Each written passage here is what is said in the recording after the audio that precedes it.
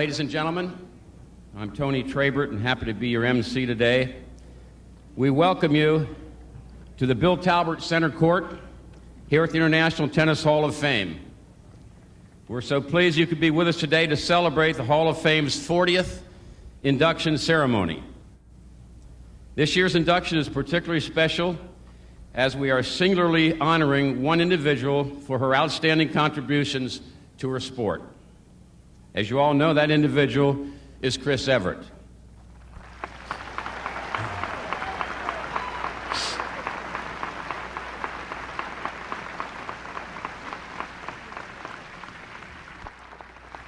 At this point, it's a pleasure for me to turn the microphone over to a good friend of tennis, a Vice President of the Hall of Fame, Miss Pam Shriver. Pammy?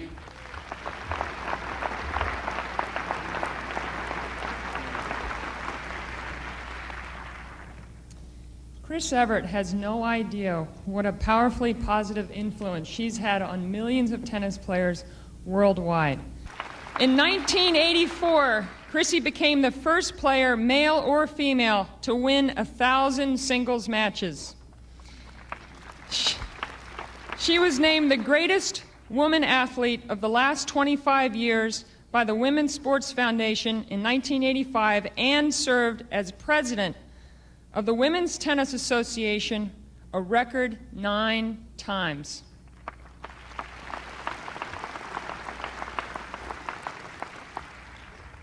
I could go on and on. But now to officially introduce Chris Evert into the International Tennis Hall of Fame, someone like Chris understands about getting the job done under pressure, a special friend of tennis, the 41st and best president of the United States, George Bush.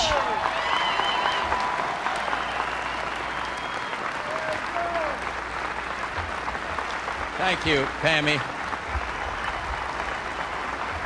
Thank you very much.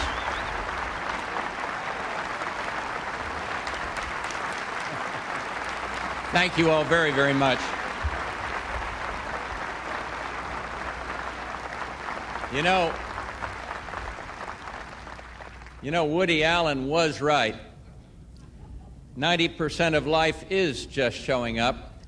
And like all of you, I am just thrilled to be here.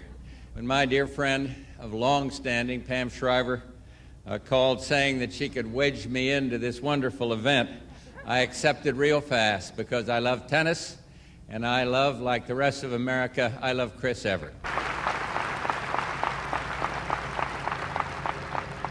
Barbara accuses me of being the family's best name dropper these days, but I am luckier than many of you here today, for I have actually been on the court with Chris Evert several times.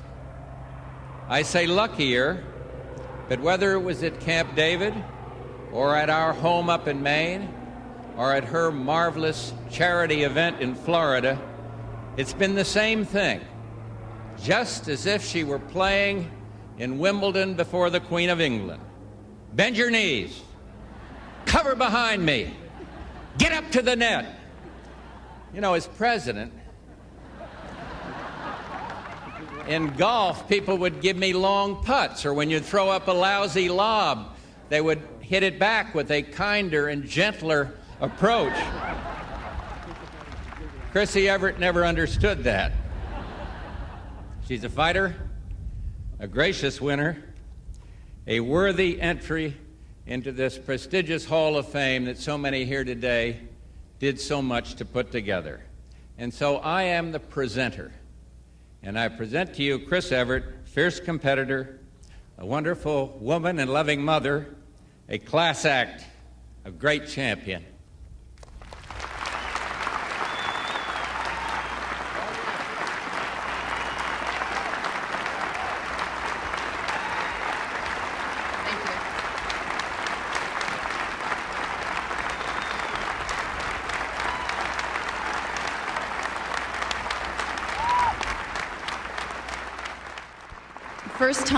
The first time I ever came here, I stayed at Candy and Jimmy Van Allen's house, and I was 17 years old. I came with my dad and my sister, and I remember walking through the Hall of Fame, And I remember seeing, Bill Tilden, Maureen Conley, and Suzanne Longland, and Helen Wills, and just being totally awestruck by those champions, not really feeling a part of history. I was 17, I hadn't achieved anything, but not really feeling a sense of history at all, because I felt very much removed from those champions that I'd put on such a high pedestal.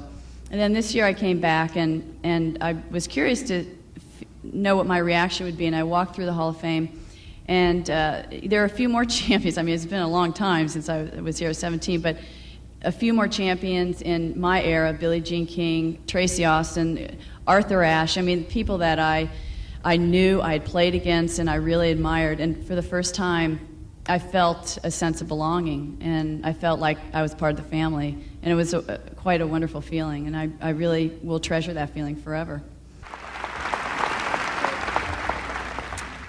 Thanks to all of you, because I just felt so much love and support from all of you, and it really made me want to stay in the game longer. I mean, sure, Martina came along and helped me stay in the game longer. That's been said many times, but without your support, I think I would have probably faded away a long time ago. But I always felt, especially in America, being an American, that I had your support, because you saw me grow up and go through adversity and, become more maybe of a human being, and I really appreciate that.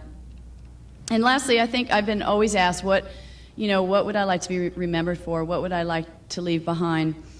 And if I helped at all, I think that I helped the notion that it's okay for a woman to be an athlete, to be competitive, to be tough, to be determined. And those are attributes and qualities that it was always okay for men to be those things, but not until the last 20 years or so has it been okay for a woman to be those things. And I just would like to encourage little girls all over the world just to pursue your dreams. And look what happened to me. I mean, I wasn't the best athlete. I wasn't the fastest or the quickest or the most powerful, but I made it happen because I wanted it badly enough. And so all you young girls out there, you can do anything you want if you put your mind to it. And lastly, I just hope that everybody goes through the museum and really learns about the history of the game. It's very educational. It's very rewarding. And I had a ball this weekend, and I just like to say thank you. I'll always remember it, and I definitely will come back year after year. Thank you.